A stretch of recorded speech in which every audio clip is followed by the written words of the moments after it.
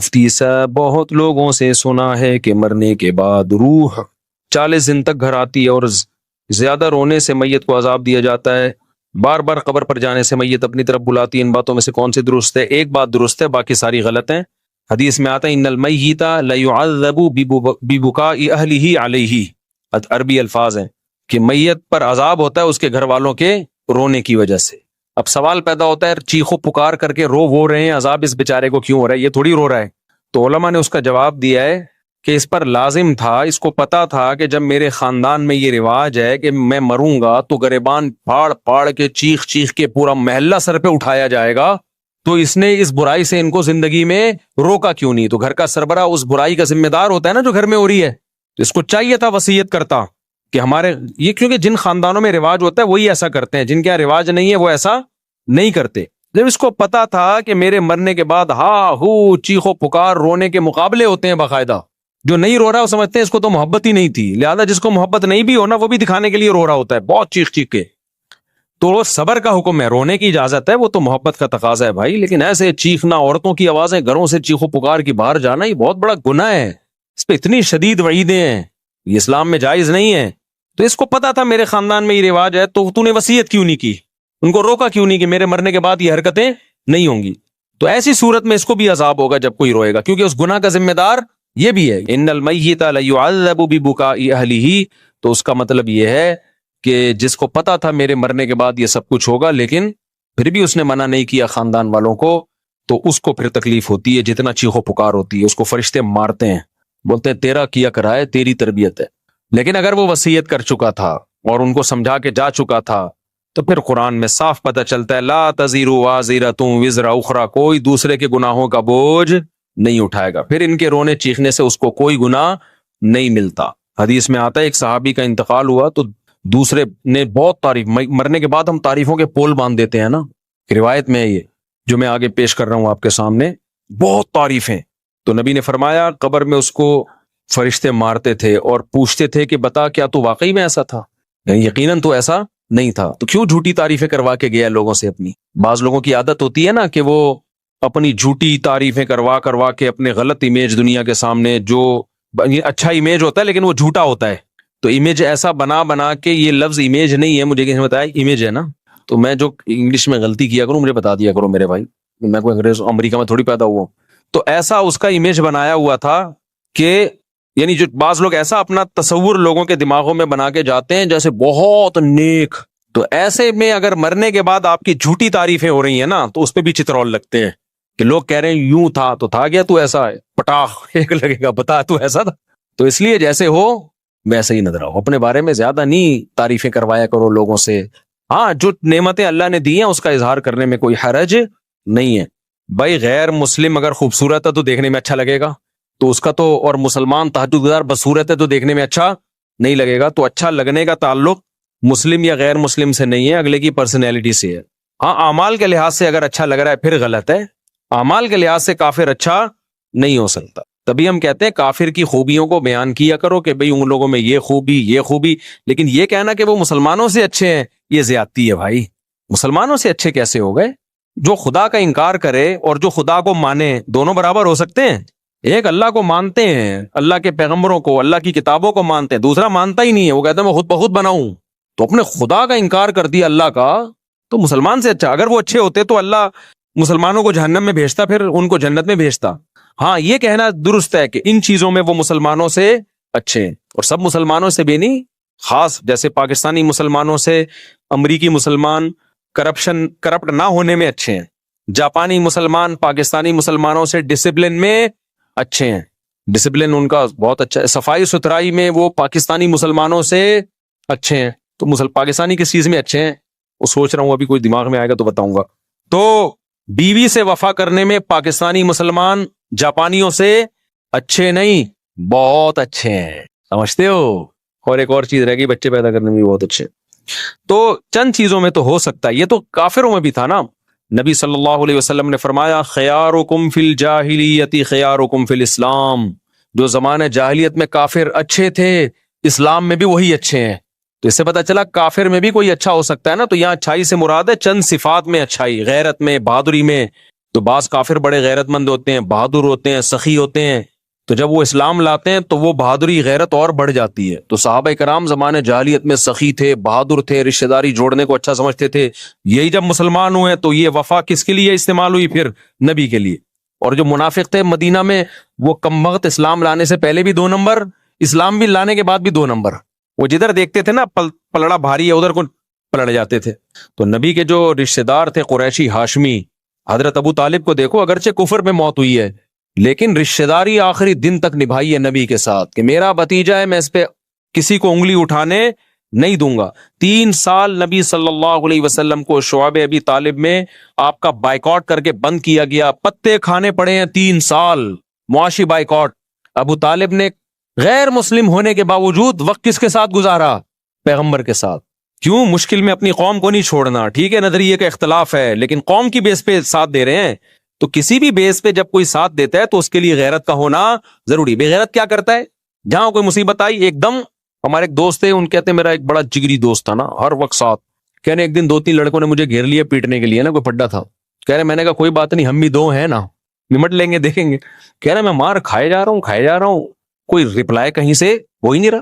کہہ رہے میں نے اپنا وہ لنگوٹی یار دیکھا تو وہ 3 کلومیٹر پہ نا بھاگا جا رہا ہے۔ ابے تو یہ تو اس موقع پہ نہیں بنتا یار، یا تو وہ 100 آدمی ہوتے تو یار وہ بھی 2-3 ہیں، تم 2 ہو تو کچھ تو کرو نا، کچھ تو بچاؤ تو گئی اس کو۔ ایک دم ایسا بھاگا۔ میں چھوٹا تھا تو میرے ساتھ ایک ہمارے کلاس فیلو اسکول کا لڑکا، ہم دونوں ڈبل سواری پہ آ رہے تھے۔ آپ کو پتا ہے کراچی میں ڈبل سواری پہ پابندی ہی رہی ہے۔ اب ہم تو محلے پڑوس میں ہی نکلے، کہیں آگے ٹریفک پولیس والا نا، ہم چھوٹے بچے تھے اس وقت، ایک تو عمر بھی پوری نہیں تھی، وہ بھی اللیگل کام، تو ہم تو ایسے ہی نکلے، گلی محلے میں لوگ نکل جاتے ہیں، غلط ہے نہیں کرنا چاہیے، پولیس والا۔ اب جیسے ہی ٹریفک پولیس والا نا میرے جو پیچھے بیٹھا ہوا تھا وہ چلتی بائک سے اتر کے بھاگ گیا۔ مجھے آج تک ہوا گیا، اتنی سپیڈ سے بھاگا ہے میں اکیلا۔ تو وہ ٹریفک پولیس والے نے اس کو دیکھ کے اس کو اتنی ہنسی آئی ہے کہ یار یہ کتنا ڈر گیا، بھاگا جا رہا ہے، تو مجھے بھی چھوڑ دیا، بولا جا یار واپس۔ تو دن آج تک میں بھولا نہیں ہوں کہ یار تھوڑی سی اسپیڈ تو بھائی پکڑے گا کیا، کہ جیل میں تھوڑی ڈال دے گا، تھوڑا سا تم بھی کرے گا، کچھ جرمانہ لگا دے گا، کچھ بھی کرے گا، اتنے بچے پہ تو کیا جرمانہ بھی نہیں لگتا۔ لیکن مجھے اس کی اسپیڈ دیکھ کے نا، جو میرے ساتھ بیٹھا ہوا تھا، میں نے کہا یہ ہے بہادر، بھائی اتنی بھی جلدی نہیں بھاگو، آگے پولیس والا تھوڑا سا آگے آ رہا ہے، میں نے کہا ابھی میں روکوں گا تو وہ اترے گا، پھر دیکھو ہے ہی نہیں بھاگا ہو جا رہا ہے۔ تو کافروں میں بھی کچھ غیرت مند ہوتے ہیں، کچھ اچھی صفات ہوتی ہیں، تو وہ صفات بیان کرنے میں حرج نہیں ہے، لیکن جب مقابلہ ہوگا تو بھائی مسلمان کافر سے بہرحال بہتر ہے۔ اور جو اچھی صفات آپ کو کافروں کی لگ رہی ہوتی ہے نا، ان کی بھی جب ڈیپ میں جاؤ گے تو اس کی بھی گہرائی میں جاؤ گے تو بعض جگہوں پر وہاں بھی مسلمان کا پلڑا بھاری ہوگا آپ کو، لیکن اس کے لیے الگ قسم کا چشمہ چاہیے، وہ نظر سے دیکھا جائے گا۔ جو اپنے ماں باپ کے نہیں رہے وہ کیا رہ گئے، ان میں کیا انسانیت ہے؟ جن کے اباؤں اور اماؤں کا مستقبل اولڈ ہاؤس ہو تو رہ کیا گیا؟ السلام علیکم بعد اور میں غلام حیدر ول عبد الواحد، پورا شجرہ نسب لکھا ہوا ہے میرے بھائی۔ میری درخواست ہے کہ میرا نکاح ہو گیا ہے، نام سے پتہ چل رہا ہے کہ آپ کا نکاح ہو گیا ہے۔ میرا سسر شادی کرنے کی اجازت نہیں دیتا، وہ کہہ رہا ہے کہ مجھے اپنی بیٹی کی طلاق چاہیے، کسی بھی صورت میں بیٹی کی شادی نہیں کروں گا۔ آپ اس بارے میں اسلامی طریقے سے کسی بھی صورت میں شادی نہیں کروں گا، اب اس بارے میں اسلامی طریقے سے مشورہ دیں کہ میں کیا کرنا چاہیے۔ دوسری شادی پر میرے بیانات موجود ہیں، اس کے کیا فضائل ہیں، اس میں کیا مشکلات ہیں، کس کے لیے جائز ہے، کس کے لیے ناجائز ہے، میں عمومی بیان کرتا ہوں، کبھی کسی فرد واحد کو میں ترغیب نہیں دیتا کہ تو کر لے۔ مجھے نہیں پتا کہ اس میں تپڑ ہے یا نہیں ہے، کبھی کسی فرد واحد کو میں ترغیب نہیں دیتا۔ میں کبھی ان کو نہیں پکڑ کے کہوں گا یار تم نے کیوں نہیں کی، اتنے عرصے سے بیان سن رہے ہو، تم کر لو، یہ میں کبھی بھی نہیں کرتا۔ حتیٰ کہ میرے دوست احباب میں 40 سال کے لوگ بھی ہیں جو ابھی تک کما رہے ہیں، ان کو بھی میں نے کبھی نہیں کہا تم نے شادی کیوں نہیں کی ہے۔ وجہ اس کی ہے کہ کسی کے پرسنل معاملات میں ٹانگ اڑانا یہ بہت غلط عادت ہے۔ میں اگر کسی کو اسپیسیفک کسی فرد کو ترغیب دوں تم دوسری شادی کرو، مجھے نہیں پتا اس کا بیہیویئر پہلی بیوی کے ساتھ کیسا ہے، اس کے حقوق ادا کر بھی رہا ہے کہ نہیں کر رہا، ہو سکتا ہے وہ اس کو لٹکا کے رکھا ہوا ہو اور ہم اس کی 4 شادیاں کراتے پھر رہے ہوں، تو یہ تو ظلم ہو جائے گا نا۔ اور یہ بھی ممکن ہے حقوق ادا کر رہا ہو، تو یہ تمہاری ٹینشن ہے کہ تم حقوق ادا کر رہے ہو یا ادا نہیں کر رہے۔ ہم اسلام کا حکم بیان کریں گے جنرلی، افراد کو پکڑ پکڑ کے یوں سمجھانا کہ تو کر تو نہیں کر، یہ نہیں ہوتا۔ منع تو کیا ہے بہت سے لوگوں کو میں نے کہ تم نہیں کرو، کیونکہ جب مجھے ان کے حالات پتا چلے، انہوں نے آگے مشورہ لیا نا، میں نے کہا تیرے بس کا نہیں ہے بھائی، تیری باتوں سے لگ رہا ہے تیری ٹانگیں ابھی کانپ رہی ہیں، تو نہیں، تیرے بس میں نہیں ہے۔ تو لیکن کسی فرد کو میں پکڑ کے ترغیب دوں کہ تم کرو، تم نے کیوں نہیں کی، تم، ہاں مذاق میں دوستوں کی محفل میں ایک الگ بات ہوتی ہے، لیکن میں ویسے نارملی کبھی کسی کو ترغیب نہیں دیتا. اب آپ کہہ سکتے ہو چلو دوسری کی آپ کسی فرد کو ترغیب نہیں دے رہے، نہیں دینے کی وجہ سمجھ میں آئی. مجھے کیا پتا یہ پہلی کے ساتھ سنجیدہ ہے بھی یا نہیں ہے، ہو سکتا ہے اس کے پاس ظلم کر رہا ہو، وہ گزارا کر رہی ہو اس کے ساتھ مجبوری میں. اب تو مجبوری میں وہ گزارا کر رہی ہے، تم اس کے اوپر ایک اور بھی لے آؤ، ٹھیک ہے نا، اس کو بھی لٹکا کے چھوڑ دو، تو یہ تو بیڑا غرق ہو جائے گا. مجھے کیا پتا تم برابری کر سکتے ہو یا نہیں کر سکتے، پھر تم کر کہاں رہے ہو. بعض دفعہ آدمی شادی کر رہا ہوتا ہے، بھائی تم اتنی پیسے ہیں نہیں، تم شادی ڈیفینس میں کر رہے ہو، مالدار لڑکی سے کر رہے ہو، تو نہ تو اس کے قابل رہو گے نہ پہلی کے قابل. اس کا تو جیب خرچی 4-4 لاکھ روپے ہوتی ہے، پاکٹ منی. جو مالدار لڑکی ہے نا، پاکٹ منی ایسے چل رہا ہوتا ہے 4 لاکھ پاکٹ منی. تو غریب آدمی بولے گا میں ٹماٹر کی بیچ کے 4 لاکھ تیری پاکٹ منی کہاں سے؟ تو بھائی تم نے کیوں کی ایسی جگہ پہ شادی؟ اپنی حیثیت دیکھ کے کرو نا، تم وہاں شادی کرو جو 5 روپے پاکٹ منی. ایسا ہوتا نہیں ہے، لیکن ایک مثال دے رہا ہوں میں. تو میں نہیں جانتا کہ بھائی یہ اس قابل ہے یا نہیں ہے کسی شخص نے. میں فرد واحد کو، متعین فرد کو کبھی ترغیب نہیں دیتا. تو کرے گا خود، جب مسائل کھڑے ہوں گے تو بلی کس پہ ڈال دے گا. مفتی صاحب نے مجھے مشورہ دیا تھا، مفتی صاحب نے بولا تھا. تو بھائی ہم نہیں جانتے آپ کو، ہم تو ایک جنرلی حکم بیان کریں گے کہ جس میں 2 بیویوں میں عدل کی طاقت ہے، دونوں کے حقوق ادا کر سکتا ہے کہ نہیں کر سکتا، یہ خود فیصلہ کرو. اس کو چاہیے کہ کر گزرے اور کر کے بتا دے کہ ہو گئی. باقی کس میں طاقت ہے کس میں نہیں ہے یہ آپ نے فیصلہ کرنا ہے، یہ میں نے فیصلہ نہیں کرنا. آپ کہہ سکتے ہو چلو 2 شادیوں والے کو آپ مشورہ نہیں دیتے، تو کنوارے کو آپ تو دے سکتے ہو نا، جو آپ کے 40 45 سال کے دوست کنوارے ہیں، ان کو کیوں نہیں دے رہے؟ بھائی یہ بھی کسی کی نجی زندگی ہے، مجھے نہیں پتا اس کی کیا مجبوریاں ہیں. بعض دفعہ صحت کے ایشوز ہوتے ہیں، وہ نہیں شرما کے بتا رہا ہوتا. ہم کیوں کسی کا راز دنیا کے سامنے فاش کریں؟ وہ مجھے تھوڑی بتائے گا میرے اندر طاقت نہیں ہے. بعض دفعہ طاقت ہوتی ہے، مرد ہوتا ہے پورا انسان، لیکن اور کوئی مسائل ہوتے ہیں اس کے. تو وہ تو جب کسی کی ڈیپ میں جاؤ تو پتا چلتا ہے نا کس کے ساتھ کیا مسائل چل رہے ہیں. تو بھائی شریعت نے ہمیں حکم دیا ہے کسی کے پرسنل معاملات میں گھسنے کی آپ کو اجازت نہیں ہے کہ یہ کیوں نہیں کر رہا ابھی تک میرے بیان میں 10 سال سے بیٹھ رہا ہے، اس نے ابھی تک دوسری شادی کیوں نہیں کی، اس نے پہلی کیوں نہیں کی. بھائی جان بیان میں بیٹھ رہے ہیں، نظریہ درست ہو رہا ہے، عمل کرنا نہ کرنا یہ اس کا ہیڈ ایک ہے، یہ ہمارا ہیڈ ایک نہیں ہے. اور نام بدگمان ہوتے ہیں. میرے جو دوست 45 سال کے ابھی تک شادی نہیں کی، میں بدگمان بھی نہیں ہوتا. ان کا ذاتی معاملہ ہے، یہ خود بہتر سمجھتے ہیں.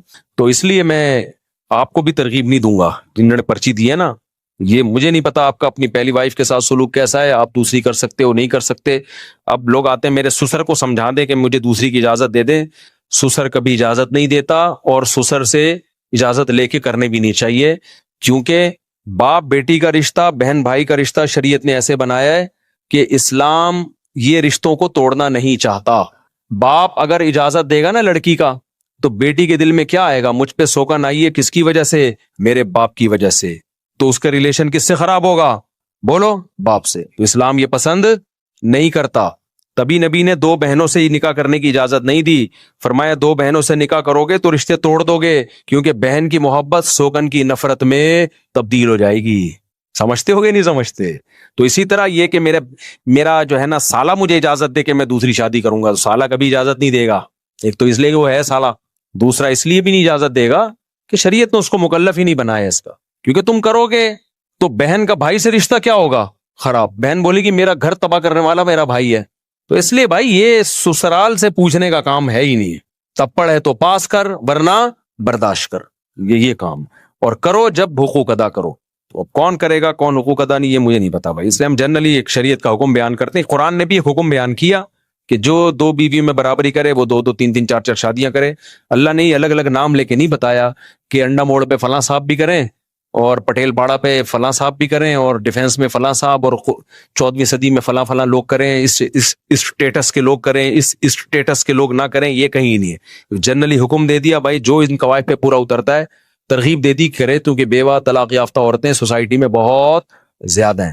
تو اس لیے مجھے کبھی بھی یہ میرے پاس، کیونکہ بہت آتے ہیں لوگ، میرے ابا کو سمجھائیں، میرے ماموں کو سمجھائیں، میرے چاچے کو سمجھائیں. میں نے کہا بھائی میں اپنے والوں کو نہیں سمجھا سکا تھا، تمہارے والوں کو کہاں سمجھیں؟ اپنے والوں کو کون، ہم ان کو نہیں سمجھا پاتے، ہم تمہارے والوں کو بھی ذمہ داری ہم لیں. اور پھر جب پٹو گے تو ہم پہ بلی آئے گی. شادی تم کر رہے ہوگے، بلی کس پہ آئے گی؟ مفتی صاحب نے بولا تھا. تو کافی ہو گیا میرا خیال ہے. اور یہاں سے کسی نے کوئی سوال پوچھنا ہو؟ السلام علیکم مفتی صاحب. وعلیکم السلام. میری وائف اوپر ہے، میں آپ سے 2 منٹ بات کرنا چاہتا ہوں اکیلے میں. ابھی کر لیں. میری وائف اوپر، وہ آپ سے ملنا چاہتی ہے. ہم دونوں 2 منٹ لگیں گے سر، 2 منٹ، بہت دن ہو گئے. چلو پھر بیان کے بعد مل لیں. بھائی کو دے دو جلدی سے، بس نمٹاتے ہیں اس کو، ٹائم کم، مقابلہ سخت. صاحب آپ کے کچھ پہلے کے بیانات ہیں کہ جی. آپ نے کہا تھا کہ وہ جب کربلا کا واقعہ ہوا تھا تو پانی بند نہیں ہوا تھا، تو اس پہ بہت سارے کلپ اور حدیثوں کے ریفرنس کیا تھا کہ پانی بند ہوا تھا. اور پھر آپ کے کچھ بیانات وہ تھے کہ جب وہ حضور کی جو گھر والے ہیں اس میں آپ نے کہا تھا گھر والوں میں اہل بیت میں بیویاں آتی ہیں سب سے پہلے، تو حضرت عائشہ اور باقی بیویاں، تو اس میں انہوں نے کہا تھا ایک روایت پیش کی تھی کہ وہ جب حضور نے چادر تھی تو اس میں حضرت سلمہ مباہلے کے لیے نبی صلی اللہ علیہ وسلم گئے تھے تو چادر میں 5. تو اس سے نا آپ کو یہ کہتے ہیں بعض لوگ، وہ بعض ہیں کہ آپ یہ لوگ جو ہے نا اقراری یعنی انکاری نہیں ہے لیکن اقراری بھی نہیں ہے اہل بیت کے، یعنی اقرار بھی نہیں کرتے صحیح طریقے سے. ہم نے ہرگز انکار نہیں کیا کہ نبی نے مباہلے کے وقت جن افراد کو، جن مقدس ہستیوں کو اپنی چادر میں لیا تھا وہ اہل بیت نہیں ہے، یہ بالکل جھوٹ ہے. ہم ان کو بھی اہل بیت مانتے ہیں اور نبی کی بیویوں کو بھی اہل بیت مانتے ہیں، کیونکہ سورہ حجاب میں اللہ نے نبی کی بیویوں کو اہل بیت کا لقب دیا ہے. اس سے بڑی دلیل کیا ہوگی؟ باقی کربلا کے واقعات کو میں اس لیے بیان نہیں کر رہا، وہ اس وقت جو شیعہ سنی کا پھڈا پارا چنار میں بھی آپ نے دیکھا ہے، ایک جنگ چھڑ گئی ہے، تو اس وقت شیعہ سنی لڑائی ختم کرنے کی ضرورت ہے. تو ان ٹاپکس پہ جتنا کم بولو گے اتنی لڑائی کم ہوگی، اور جتنے اختلافی مسائل کو ابھی ہمارا ملک اس کا متحمل نہیں ہے، تو ابھی یہ نہیں ہے کہ آپس میں لڑنا شروع کر دیں، اور یہ تو ملک کا تو یہ تو بیرونی طاقتیں ہیں جو شیعہ سنی فساد ابھی کروانا شروع کریں گی، تو اس لیے اس جنگ کو ختم کرنی ہے. تو ختم ایسے ہی ہوتی ہے کہ ان ٹاپک پہ، تو اس لیے جو پرانے ہیں نا ان کو پرانا ہی رہنے دیں، ٹھیک ہے. تو باقی کوئی اگر پھر بھی پوچھنا ہے تو تحریری لکھ کے بھیج دیں، تو ہم یہاں سے تحریری جواب بھیج دیں گے. لیکن انٹرنیٹ پہ کوئی بھی چیز جائے گی تو اس میں بڑا خطرہ ہوتا ہے کہ ایک فساد کھڑا ہو جائے گا. عالم کا کام یہ نہیں ہوتا کہ جو آتا ہے بس بولنا شروع کر دے، اس کو دیکھا جائے گا کہ اس کا اثر سوسائٹی پہ کیا پڑے گا، اور ان موضوعات کی ابھی ہمیں ضرورت بھی ہے یا نہیں ہے. اہل بیت سے محبت تو سب کے ایمان کا جزو ہے، اور اہل بیت کے تو ہم زیادہ قائل ہیں بھائی، ہم تو اہل بیت سے محبت کو اپنے ایمان کا جز سمجھتے ہیں. السلام علیکم. وعلیکم السلام. جب ہم قربانی کرتے ہیں اس کے اندر حقیقہ کر سکتے ہیں؟ مائک کو قریب کرو یار. قربانی جب ہم کرتے ہیں تو اس کے اندر حقیقہ شامل ہاں عقیقہ بھی کر سکتے ہیں، ایک ہی حصے میں نہیں، ایک ہی گائے میں عقیقے کا حصہ بھی ڈالا جا سکتا ہے اور قربانی کا حصہ بھی ڈالا جا سکتا ہے، یعنی الگ حصہ ہوگا، عقیقے کا الگ ہوگا، قربانی کا الگ ہوگا. اگر کوئی بندہ تشہد کی جگہ فاتحہ یا فاتحہ کے تشہد پڑھ لے سدا صاحب کا کیا جی ہاں سدا صاحب کرنا پڑے گا اس کو. عمرے کے لیے 3-4 عورتیں جا سکتی ہیں، جن کے کوئی محرم نہیں ہو نہیں جا سکتی. بھائی محرم کا ہونا ضروری ہے، جوان عورت کے لیے محرم کا ہونا ضروری، بوڑھی عورتیں گروپ میں بھی جا سکتی ہیں. اچھا بھائی میں شادی شدہ ہوں، بیوی حاملہ ہے، تو اب میں خواب میں اچھا نبی صلی اللہ علیہ وسلم نے آ کر مجھے ایک نومولود بچہ پکڑا دیا اور فرمایا اس کی حفاظت کرنا کیونکہ آنے والے ٹائم میں مجدد ہوگا. میرے بھائی آپ اپنا جو ہے نا تھوڑا سا اس طرح کے خوابات جب آنا ہو آدمی کی کھوپڑی آؤٹ ہونا شروع ہو جاتی ہے. میں نے دیکھا، مجھے ابھی کچھ دن پہلے ایک بندہ ملا، پشاور سے آیا ہوں، اور کہنے لگا آپ کے بارے میں مجھے خواب آیا ہے، نبی صلی اللہ علیہ وسلم نے خواب میں آ کے کچھ یہ بتایا کہ یوں کرو آپ کے بارے میں. میں نے کہا السلام علیکم. وعلیکم السلام. سب سیٹ. اگلا بھائی چلو بھائی. تو مجھے ہمارے ایڈمن نے کہا یار اتنا عظیم خواب سنا رہا ہے، آپ نے لفٹ نہیں کرائی. میں نے کہا بھائی پتہ نہیں سچا سنا رہا ہے جھوٹا سنا رہا ہے، اور اگر خواب سنا بھی رہا ہے تو اس کی تعبیر کیا ہے، یہ اس میں ٹائم لگتا ہے. تو ایسے ہی تھوڑی جو بھی آ کے خواب سنائے اچھا اڑے یار بیان میں لاؤ بھائی. تو میں نے کہا اپنے اعمال درست کر رہو، پھر غلط خواب بھی آئیں تو کوئی فکر کی بات نہیں. اپنے اعمال اگر صحیح نہیں ہے تو جتنے مرضی اچھے خواب آئیں متاثر ہونے کی ضرورت نہیں ہے. تو اس لیے فوکس عمل کو زیادہ کرو. باقی نبی کا خواب میں آنا بہت بابرکت عمل ہے، لیکن یقینی تو ہو نا. کوئی بھی آ کے بول دے مفتی صاحب میں نے آپ کے بارے میں خواب دیکھا، میں کیسے یقین کر لوں بھائی. بعض دفعہ میں اس بیچارے جو پشاور والا ہے اس کو جھوٹا نہیں قرار دے رہا، لیکن میں تو کسی کو پرسنلی جانتا نہیں ہوں نا، تو وہی ہو سکتا ہے کہ سچ بول رہا ہو سکتا ہے. بعض دفعہ کوئی آدمی کسی کا فیور لینے کے لیے، یہ جو جعلی مریدین ہوتے ہیں نا، ان کے جعلی پیر ہوتے ہیں، ان کے مریدین جھوٹے خواب سنا سنا کے نا اپنے پیر کا بڑا قرب حاصل کرتے ہیں. پیر صاحب کہتے ہیں یہ خواب دیکھو یہ آیا ہے، سنا بے میرے بارے میں کیا ہے تیرے کو. تو بھائی میں کسی کو ذاتی طور پہ جانتا نہیں، میں نے یہ نہیں کہا آپ جھوٹ بول رہے ہیں، میں نے کہا بھائی ہو سکتا ہے سچ بول رہے ہو، ماشاءاللہ اگر واقعی دیکھا ہے تو اللہ مبارک کرے، جو اس کی برکتیں خواب کی ہمیں اللہ دے. اچھا بس اتنا ملا نا گلے میں، چلو نیکسٹ یہ کرے وہ بالکل، ورنہ وہی واقعات ہو جاتے ہیں. ایک مرید نے اپنے پیر صاحب کو کہا کہ پیر صاحب میں نے خواب دیکھا ہے کہ آپ کی انگلیاں شہد میں اور میری انگلیاں پخانے میں. پیر صاحب نے کہا، اب پیر صاحب بھی تھے نا، اگر انسان ہوتے تو بولتے یار کچھ بھی آ سکتا ہے خواب میں، اگر شہد میں انگلیاں ہیں بھی تو میرا عمل اگر ٹھیک ہے تو انگلیاں شہد میں ہونے اس کے بغیر بھی میں ٹھیک ہوں، اگر میرا عمل خراب ہے تو انگلیاں شہد میں ہونے سے میں ٹھیک نہیں ہوں گا. یہ کہہ دیتے جان بچ جاتی. پیر صاحب نے کیا کہا فوراً, دیکھا یہی تو بات ہے, میری انگلیاں شہد میں اور تیری انگلیاں, مجھے اچھا نہیں لگ رہی ہے لفظ زبان سے نکالتے ہوئے, لیکن اس کے بغیر مزہ بھی نہیں آئے گا. میری انگلیاں تیری انگلیاں پہانے میں اور میری انگلیاں شہد میں, یہی تو ہے. کہتا ہے آگے خواب کمپلیٹ نہیں ہوا ہے, پورا تو سنے پیر صاحب. سب مرید سن رہے تھے نا. پیر صاحب چوڑے میں, ہاں بھائی. کہتے ہیں اینڈ میں دیکھا کہ آپ کی انگلیاں میں چاٹ رہا ہوں, میری انگلیاں آپ چاٹ رہے ہیں. آپ کی انگلیاں میں چاٹ رہا ہوں, میری انگلیاں آپ چاٹ رہے ہیں. تو کوئی مجھے اچھا خواب سنا دیتا ہے نا آپ کے بارے میں یہ آیا, میں کہتا ہوں بھائی ماشاء, ٹھیک ہے صحیح ہوگا, اللہ تعالیٰ برکت دے, بس اس سے زیادہ میں لفٹ نہیں کراتا, سمجھتے ہو. میں کہتا ہوں بھائی اعمال اچھے ہیں, برے خواب آئیں پھر بھی ٹھیک ہے, اعمال خراب ہیں تو اچھے خوابوں سے خوش فہمی میں مبتلا نہیں ہونا چاہیے. تو اس لیے آپ بس گولی کھا کے سو جائیں. جن کو یہ السلام اچھا علیکم خواب سر. آیا ہے, زیادہ اپنے خود پسندی پیدا ہونا شروع ہو جاتی ہے کہ میرا بچہ مجدد ہوگا, ہوتا پتہ نہیں کیا ہے, وہ کیا نکلے گا. السلام علیکم سر. وعلیکم السلام. میرے دوست ہے ہاسٹل میں. کہاں پر؟ ہاسٹل میں میرے دوست ہے. عسکری میں؟ ہاسٹل میں روم میں. ہاسٹل ہاسٹل میں. تو وہ لیٹ نائٹ جو ہے نماز پڑھتے ہیں نا, 1 بجے 2 بجے. تو ہماری ریزننگ بھی ہوتا ہے اس میں کہ میں بولتا ہوں کہ ٹائم پہ نماز کرو, فون کی وجہ سے چھوٹ جاتا ہے. عشاء کی نماز لیٹ پڑھتے ہیں؟ جی عشاء کے, وہ بولے کہ صبح تک ہوتا ہے. تو اس میں کیا حوالے سے عشاء کی نماز کا ٹائم تو فجر سے پہلے تک ہوتا ہے, لیکن اتنی دیر کرنا جائز نہیں ہے. سر وہ جو ہے وہ فون کی وجہ سے, فون استعمال کرتے اس وقت نماز کی جو ٹائم. غلط ہے نا یہ. عشاء کی رات 1/3 سے پہلے پڑھ لینی چاہیے. بہت شدید مجبوری ہو تو آدھی رات سے پہلے. تو آدھی رات کے بعد, آدھی سے بھی زیادہ ڈیلے کرنا پھر مکروہ ہے, ناپسندیدہ ہے, یہ برا عمل ہے. تو 1/3 رات, ورنہ بہت ہی لیٹ کرنا ہے تو آدھی رات کا آدھا حصہ گزرنے سے پہلے پڑھ لی جائے.